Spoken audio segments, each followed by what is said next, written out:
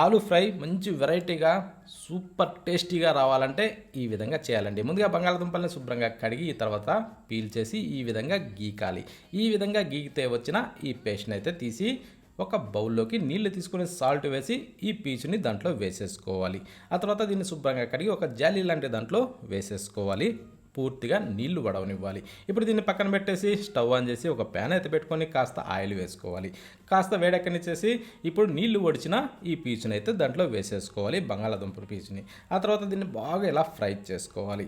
ఇలా కరకరలాడే విధంగా ఫ్రై చేసిన దాన్ని అయితే ఇప్పుడు తీసి ఒక ప్లేట్లో అయితే వేసేసుకోవాలి. చూడండి, ఈ టైప్లో కరకరలాడుతూ రావాలి. ఇప్పుడు దీన్ని పక్కన పెట్టి స్టవ్ మీద ప్యాన్ పెట్టి ఆయిల్ వేసి తాలింపు గింజలు, వెల్లుల్లిపాయలు, ఎండుమిరపకాయలు, కరివేపాకు వేసి సాల్ట్ వేసుకునేసి కారం కూడా వేసుకోవాలి. ఆ తర్వాత ఇలా బాగా వేగనిచ్చి ఫ్రై చేసిన ఈ బంగాళాదుంప దాన్ని అందులో వేసుకునేసి ఇలా బాగా కలుపుకొని తింటే సూపర్.